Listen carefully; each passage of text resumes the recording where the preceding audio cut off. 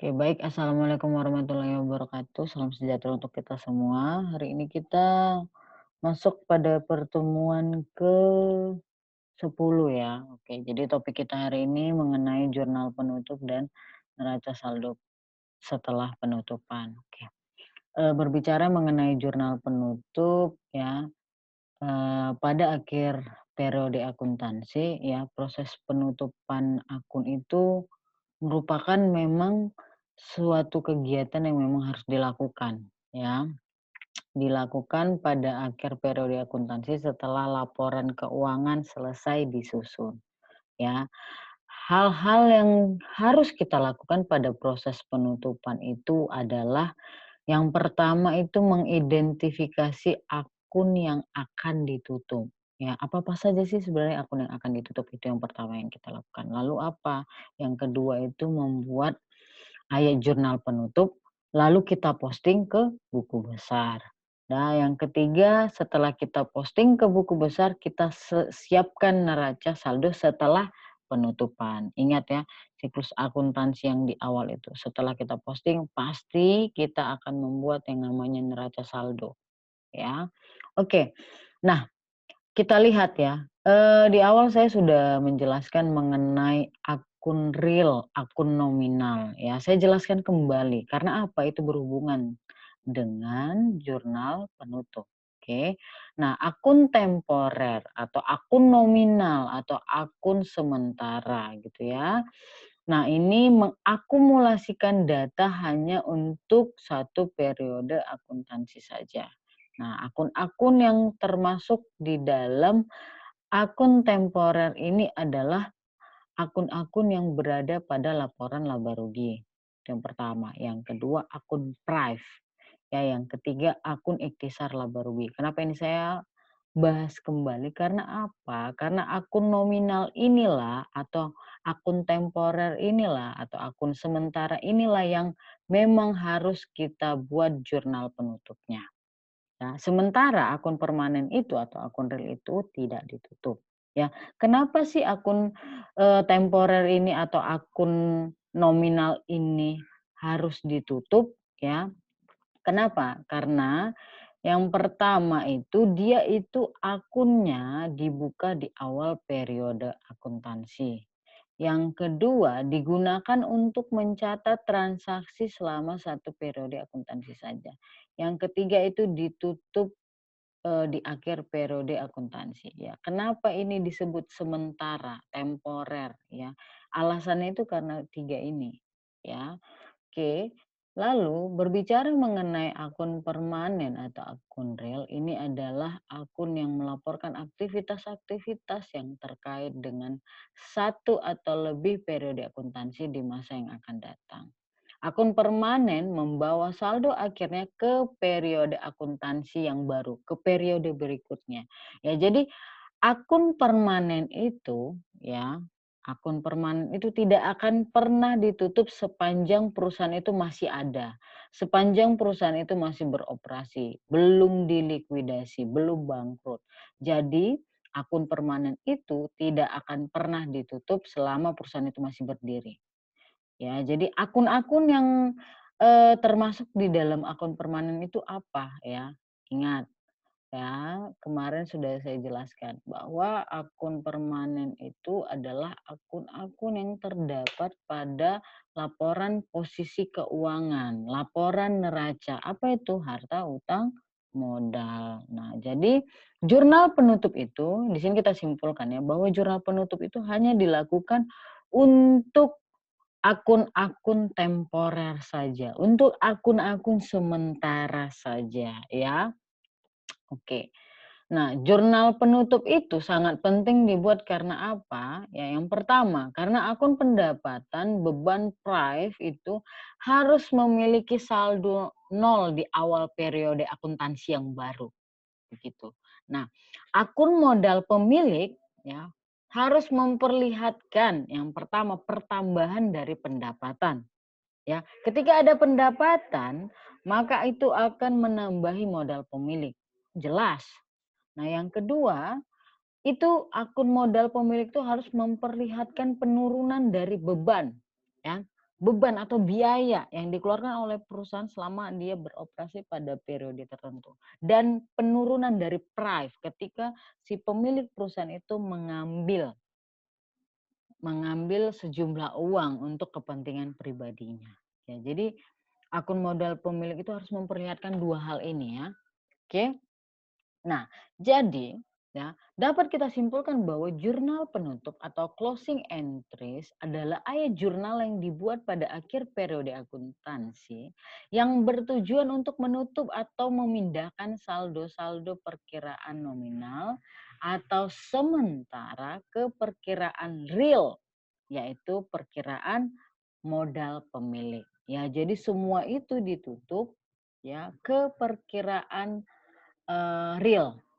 Apa itu perkiraan real itu? Yaitu perkiraan modal pemilik. Oke, nah tadi kan saya katakan bahwa yang ditutup itu adalah akun-akun sementara, akun-akun yang ada pada laporan laba rugi, ya ikhtisar laba rugi, dan akun prive. Ya, kita lihat bagaimana sih cara menutup akun pendapatan, ya kan? Oke, cara menutupnya seperti apa? Ya, dengan cara mentransfer akun pendapatan yang memiliki saldo normal di kredit. Ya ingat saldo normal pendapatan tuh kan di kredit.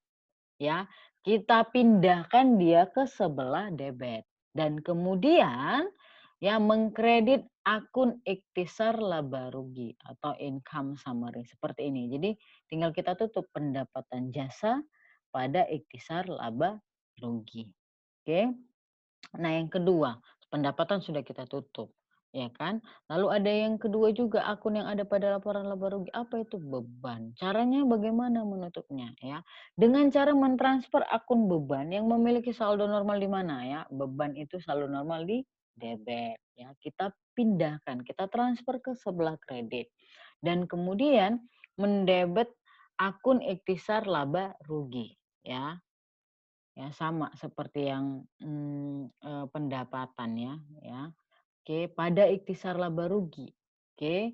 Nah, lihat seperti ini. Ikhtisar laba rugi pada nah inilah akun-akun yang ditutup tadi, beban-beban, ya, beban gaji, beban sewa, beban listrik, ya itu semua, ya. Beban-beban lah pokoknya, semua yang ada di sisi debit kita transfer ke sisi kredit. Nah, lalu apa lagi yang kita tutup? Ya, laba bersih, ya ikhtisar laba rugi. Ya tadi yang kedua itu yang kita tutup ikhtisar laba rugi. Ya maksudnya itu apa Bu? Ya maksudnya itu jumlah laba bersih atau rugi bersihnya itu harus ditutup. Ya, tadi kan kita mau melihat perubahannya terhadap modal pemilik ya. Caranya bagaimana Bu ya? Dengan mentransfer jumlah laba, ya jumlah laba bersihnya atau rugi bersihnya ke akun modal. Nah, dengan ketentuan bahwa lihat, jika laba bersih ya, jika laba bersih maka akun modal akan dikredit. Debitnya akun ikhtisar laba rugi. Sebaliknya, jika perusahaan itu mengalami rugi, ya, maka akun modal akan didebet, kreditnya akun ikhtisar laba rugi. Jadi kita eh, menutup akun laba bersih atau rugi bersih, kita lihat dulu dia laba atau rugi perusahaan itu. Jika laba, maka akun modalnya akan dikredit, debitnya akun ikhtisar laba rugi, ya seperti itu. Nah, jika perusahaan laba kan ikhtisar laba rugi pada modal. Nah, kalau rugi modal pada ikhtisar laba rugi, begitu ya. Nah, lalu yang terakhir, ada akun yang harus kita tutup itu adalah akun prive, ya, pengambilan pribadi, prive ya. Caranya bagaimana menutup akun ini? Caranya adalah dengan mentransfer akun prive yang memiliki saldo normal debit, ya. Kita pindahkan dia ke kredit. Ya, dan kemudian mendebet akun modal. Ya, jadi modal pada prive. Begitu cara menutup akun prive. Nah, contohnya itu Kemarin saya pernah, memberi kepada kalian ada bengkel mobil Niko kalau saya nggak salah ya. Setelah kita lakukan, siklus akuntansi itu yang sampai laporan keuangan ya, kita tutuplah akun-akun, yang memang memerlukan jurnal penutup. Ada 3 akun itu, apa, yang akun-akun yang ada pada laporan laba rugi, lalu itu ikhtisar laba rugi, laba bersih atau rugi bersih perusahaan, dan yang ketiga itu prive, ya. Perhatikan seperti ini dia nanti. Ya, tetap bentuk jurnal itu di mana-mana seperti ya seperti jurnal pada umumnya ya. Ada tanggal, nama akun, ref, debit, kredit, ada juga judulnya di atas ya. Tergantung itu, mau buat apa gitu ya, kita mau buat apa. Oke, nah lalu ini maaf, ini jurnal jurnal penutup ya, bukan neraca saldo. Oke, nah lalu coba yang perlu kalian perhatikan di sini adalah, eee, coba perhatikan dengan cermat bahwa besarnya saldo laba bersih, ya yang 7.800.000 itu yang ada pada jurnal penutup itu, ya, itu ditutup dan ditransfer ke perkiraan akun modal, ya. Akun modal. Ya, saldo laba bersih ini tidak lain itu adalah selisih antara saldo akun pendapatan dengan total saldo akun beban. Iya dong, pendapatan dikurang beban ya 17.500.000 dikurang 9.700.000. Nah, akun ikhtisar laba rugi ini sesungguhnya merupakan akun sementara dari akun modal. Ya, akun sementara dari akun modal. Oke, kita lihat. Nah, ini tadi dia. Dari mana 7.800.000 ini sebenarnya kita lihat ini dikurang ini. Itu, maka hasilnya itu 7.800.000. Ya kan? Nah, jadi dan akun ikhtisar laba rugi ini, ya ini yang ada pada ini itu sebenarnya secara sesungguhnya, yaitu merupakan akun sementara dari akun modal. Nah itu, oke. Nah lalu yang kita bahas adalah neraca saldo setelah penutupan, ya. Nah, setelah ayat jurnal penutupan dan posting ke masing-masing buku besar akun terkait telah selesai dilaksanakan, maka langkah selanjutnya adalah menyiapkan neraca saldo setelah penutupan, post closing trial balance. Sesuai namanya, laporan ini hanya berisi saldo akhir, ya saldo akhir dari masing-masing akun neraca. Ya, neraca apa itu? Akun yang ada pada akun neraca apa itu? Kas piutang perlengkapan ya yang akan dibawa sebagai saldo awal untuk periode akuntansi berikutnya. Jadi dalam neraca saldo setelah penutupan ini sudah tidak ada lagi ya, kita tidak akan melihat nanti saldo akun Prive dan saldo akun-akun yang ada pada laporan laba rugi. Karena apa? Karena memang ini semua telah ditutup dengan jurnal penutup ya, sehingga nanti saldonya itu akan nol, ya akan nol itu nanti. Itu kita lihat ya. Nah, neraca saldo setelah penutupan ini sesungguhnya dapat digunakan sebagai alat untuk yang pertama membuktikan bahwa proses penjurnalan dan kita posting ya, setelah kita tutup, kita posting ke buku besar lalu kita buat neraca saldo setelah penutupan, ya kita tujuannya ini untuk apa sih gitu membuat neraca saldo setelah penutupan ini ya. Kita membuktikan bahwa proses penjurnalan dan pemostingan ayat jurnal penutup itu dilakukan secara tepat dan lengkap. Ya. Dan yang kedua, neraca saldo setelah penutupan ini juga dibuat untuk membuktikan bahwa keseimbangan, lagi-lagi ya, keseimbangan dalam persamaan akuntansi itu telah dipenuhi pada akhir periode akuntansi setelah melewati berbagai siklus akuntansi yang ada.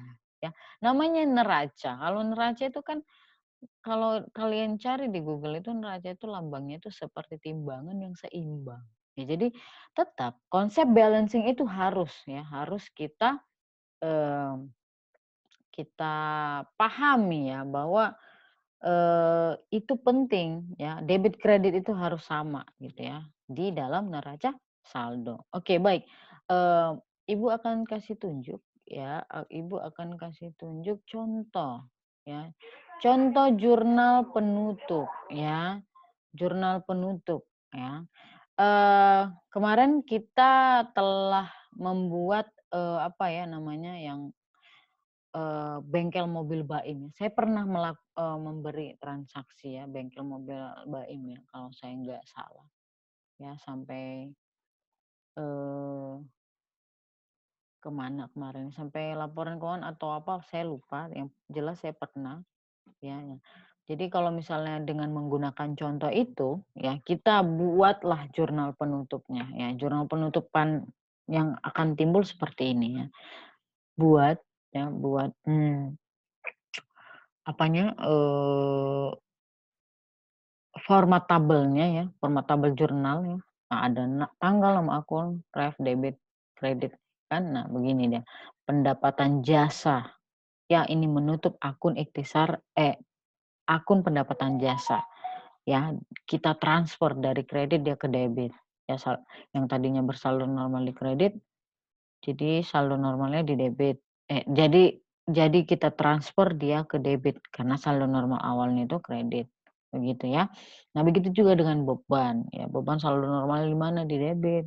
Pada saat penutupan kita transfer dia ke kredit. Kan begitu juga dengan, laba rugi perusahaan itu. Ya, ketika dia berlaba bagaimana? Ya modalnya akan dikredit. Ya modalnya akan dikredit. Kalau dia Eee apa namanya, laba, ya jelas itu akan membuat modal itu bertambah, begitu ya. Oke, ketika nanti dia rugi modalnya akan didebit, ya. Nah, begitu juga untuk menutup akun Prive ya ini. Saldo normal Prive di mana, gitu ya. Nah, ketika ditutup dia akan ditransfer ke lawannya saldo normalnya. Oke, nah ini yang tadi saya katakan tadi ya, yang 7.800.000 itu merupakan, mmm, selisih yang didapat dari pendapatan dikurang beban-beban. Oke, dan memang ikhtisar laba rugi ini merupakan ya, akun sementara dari akun sementara. Dari modal. Lalu apa yang kita lakukan berikutnya? Kita posting ini semua ya, kita posting. Pendapatan jasa, contoh ya, pendapatan jasa kita posting. Nah, cara mempostingnya bagaimana, Bu? Nah, lihat ini.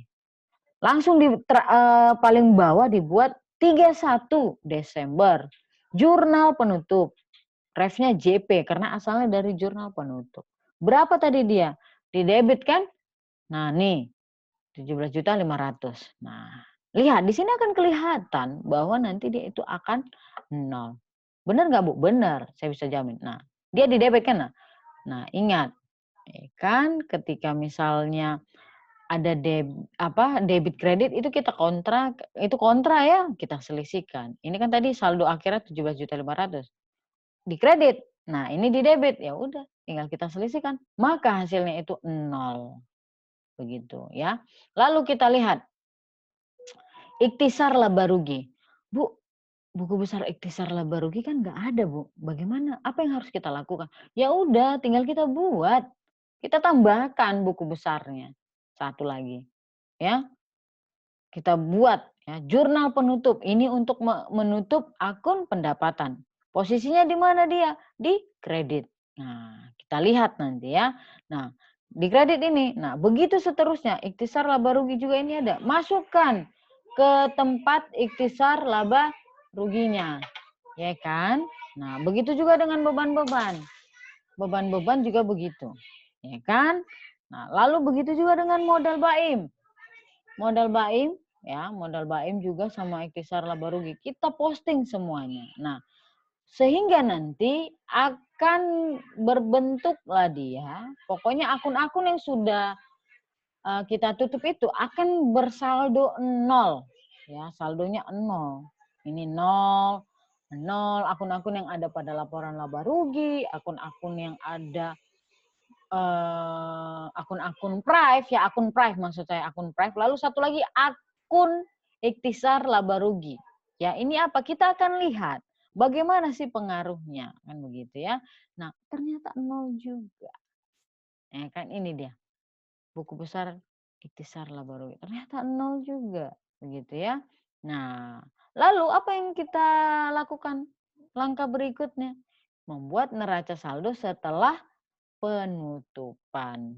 Kalaupun nanti enggak kalian buat di sini neraca saldo setelah penutupan, tapi neraca saldonya itu sudah begini bentuknya, orang bakal tahu itu neraca saldo apa.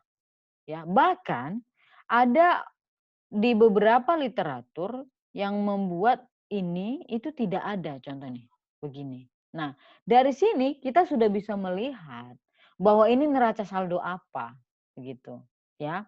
Orang juga sudah bisa menganalisa ini neraca saldo apa. Ini adalah neraca saldo setelah penutupan, pasti. Karena apa? Ini dia ini memuat neraca saldo ini memuat akun-akun yang ada pada laporan neraca. Apa itu harta utang? Modal. Karena akun-akun yang ada pada laporan laba rugi itu dan akun-akun temporer itu sudah ditutup jadi bersaldo nol. Boleh nggak seperti ini, Bu? Neraca saldo setelah penutupan? Boleh. Boleh nggak seperti tadi, Bu? Boleh juga, ya terserah. Nah, dan kita lihat nanti totalnya itu harus balance kiri dan kanan. Oke? Baik, saya rasa itu saja yang bisa saya sampaikan kepada kalian ya, mudah-mudahan ini bermanfaat. Saya akhiri, assalamualaikum warahmatullahi wabarakatuh dan selamat, pagi, siang, ya, dan salam sejahtera untuk kita semua.